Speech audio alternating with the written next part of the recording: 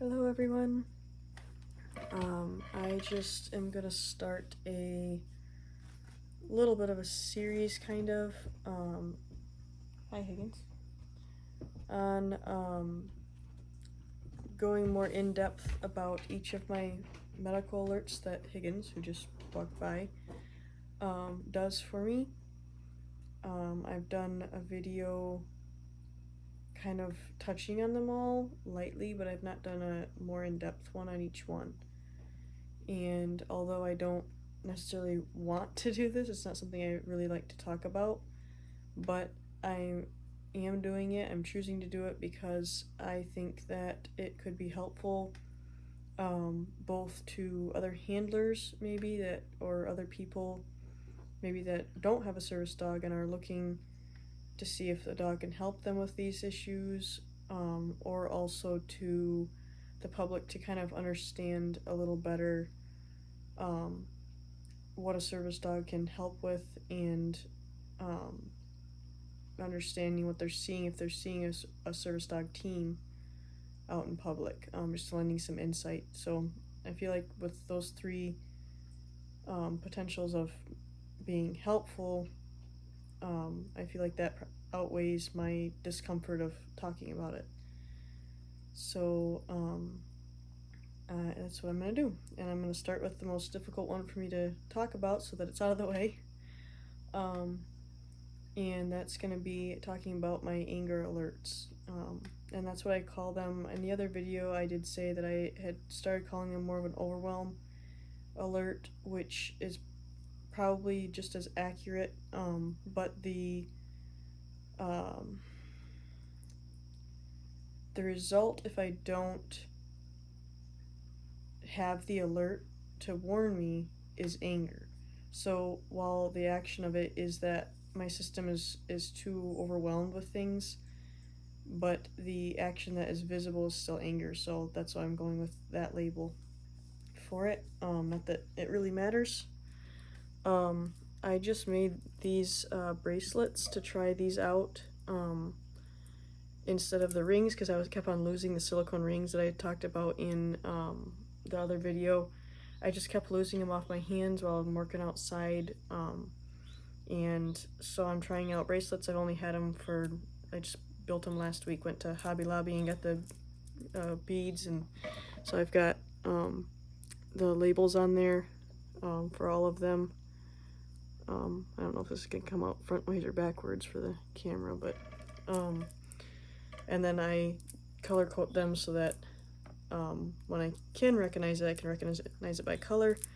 I labeled it partly for when my brain's not working, that I don't have to think about what the color means. And the other main reason I label it is so that my husband can easily see what's going on with me.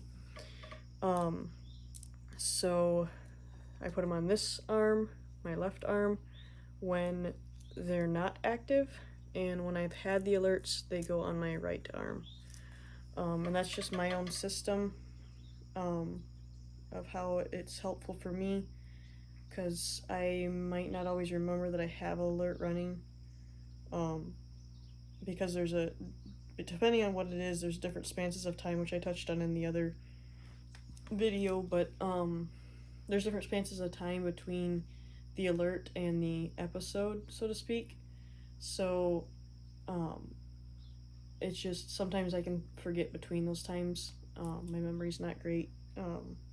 So these help me remember what's going on, remember what I need to be focusing on or not focusing on, and it just helps me. So I don't know if that might be something that helps you, but that is what helps me, and I'm just trying out, like I said, I just started trying this out, so we'll see if I like the bracelet system better than the ring system. I did really like the silicone rings, it worked well, but for someone working outside a lot, and my hands tend to swell up and down with the changes in weather and stuff, so sometimes they'll be tight on there and they'll stay on, and other times my hands will kind of shrink down and they'll come off super easy. So I was just losing them too much.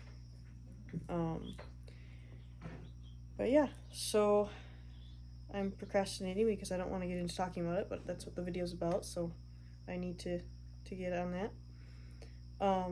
So the anger alert. With Higgins, he taught himself this one. This is the one that I didn't teach him initially. He started doing his natural behavior, which I'll explain all that, but overall view is he started doing a natural behavior to it. I ended up recognizing that he was doing this behavior every time before I would get angry, and then once I recognized that, I could train a behavior and then pair it. So I'll go through what that looks like too. So initially, before I had his alerts on this, I guess I probably should start there. This wasn't something that Shasta alerted on, my previous service dog. This was not something that she alerted to. So, before Higgins' alerts on this particular one, I would suddenly get angry. Out of the blue, could be something happening, could be nothing happening. I wouldn't feel it coming until all of a sudden it's just erupting. It doesn't matter what I would be doing, I would just suddenly become very aggressive.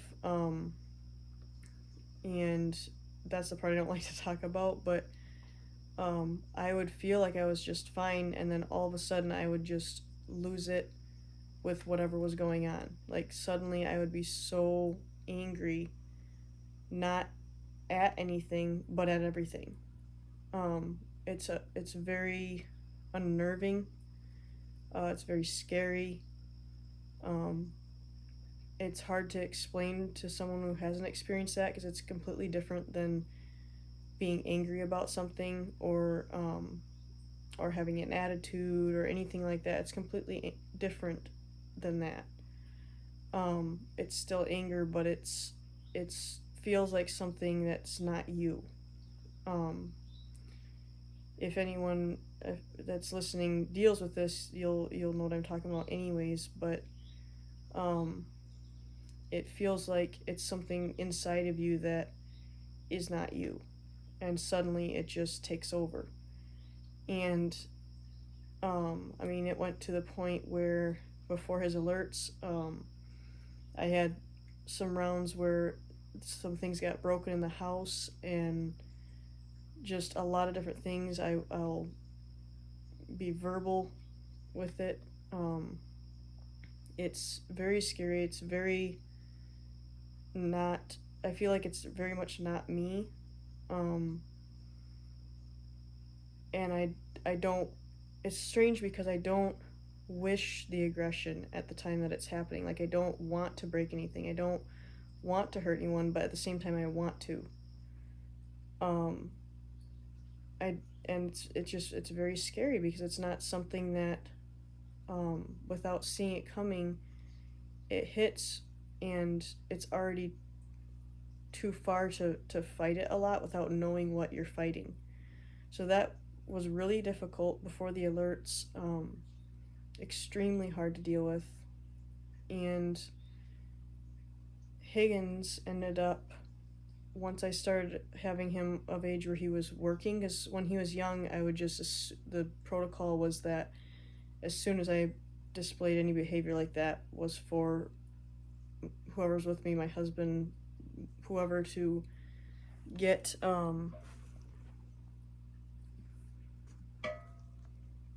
don't know if it's still running. Oh, yeah, it is. Okay, good. My phone did a thing. I thought, oh no, it cut me off again. I guess it didn't. That's good. So it was just to, the protocol was to just, whoever was there to get Higgins somewhere else, get him away so he wasn't exposed to that as a puppy. That was very important to me.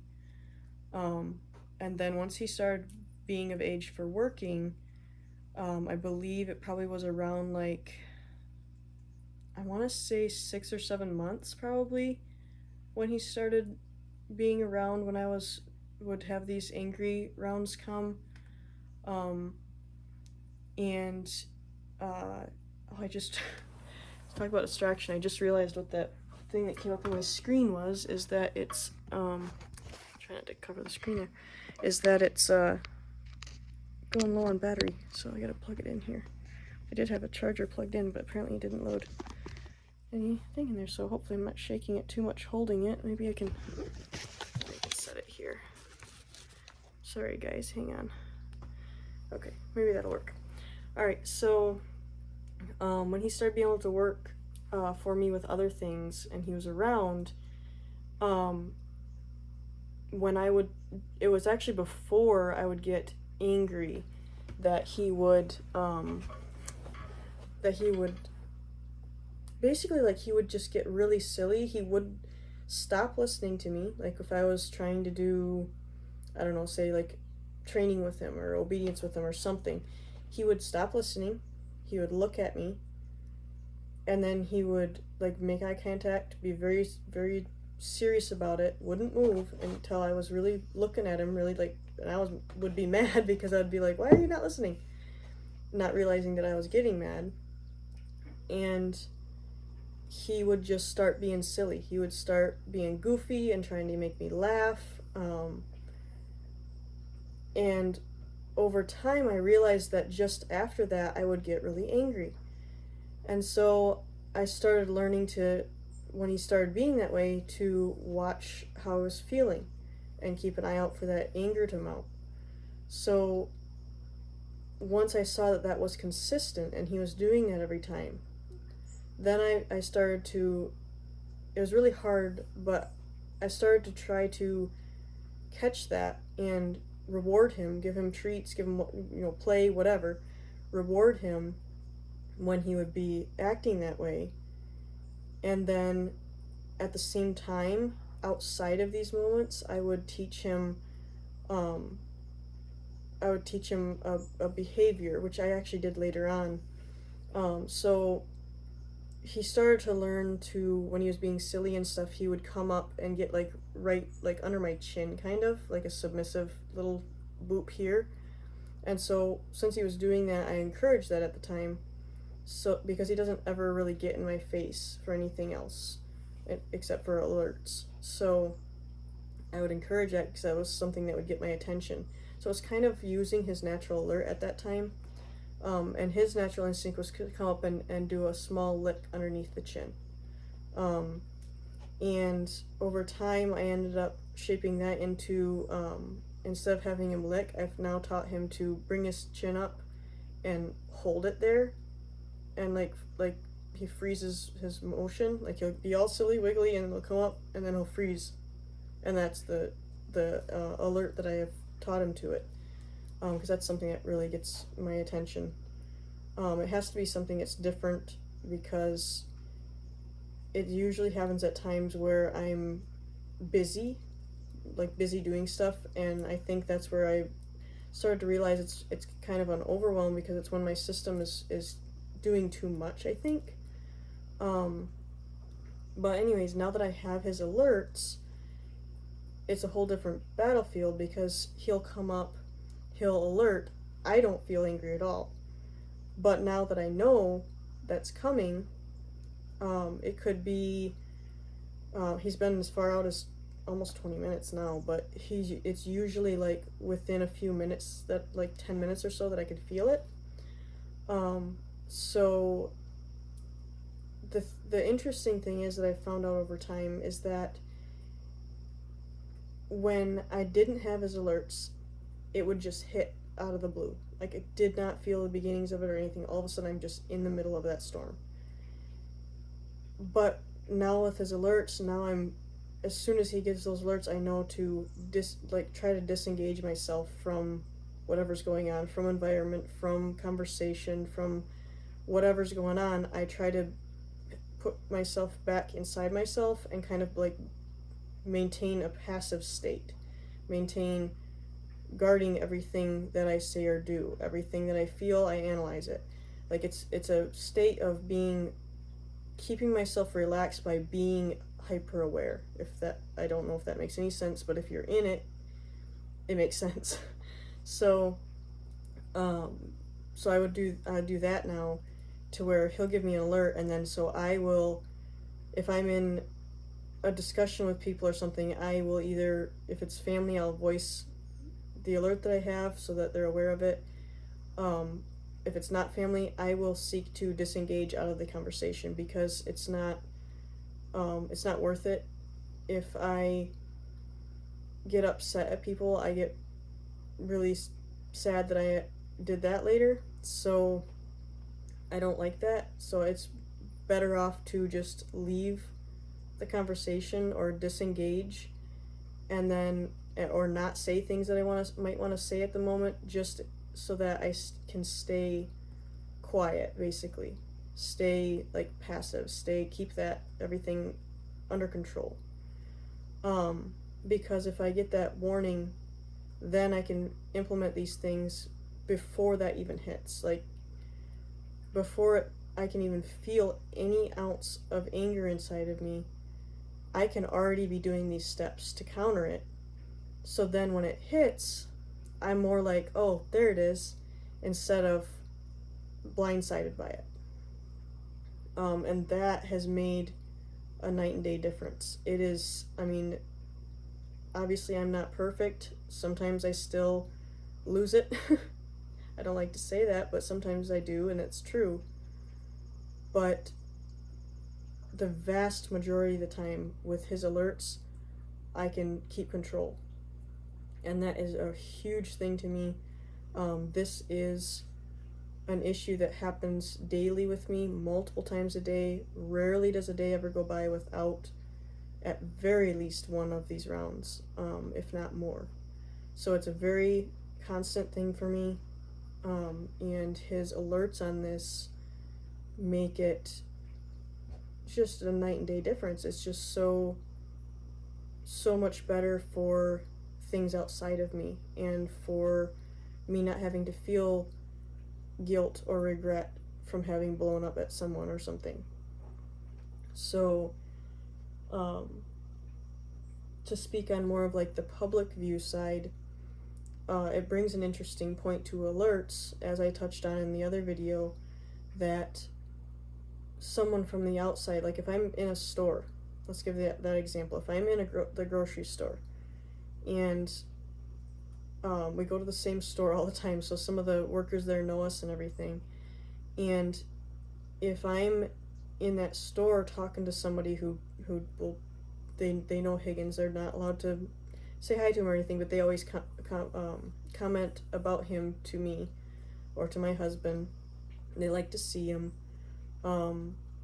And so if I'm talking with one of them or something and I would get this alert, I would just be like, okay, well, I gotta go. He just gave an alert. And then I would go on my way, whether that be continuing in the store to get our groceries or leaving. With that particular scenario, it's not really gonna matter too much what I choose to do. It's just getting out of the conversation so that I don't get angry with the person. And again, it can be for no reason. But I don't want the anger to be directed towards anyone or anything. So, and it can come out in my, even just in my voice, not that I'm angry at the person or anything, and I might be all of a sudden really angry and saying what I would say normally, but in a harsh way, and I don't like that. So I would seek to get out of the conversation, but I can continue on with my shopping as long as I don't engage. So if I just keep that passive, keep that everything under control, keep my system quiet, sometimes I can just continue, and it will go by with me feeling it inside, but me having essentially like a wall between how I feel on the inside and what people can see on the outside. So I might have a lot going on inside. I might be controlling a lot. I might be having to be hyper aware of everything that I do or say, while on the outside someone doesn't see anything going on. They just see that my dog, they may have seen my dog alert, and I'm like, well, that's a medical alert, I gotta go now.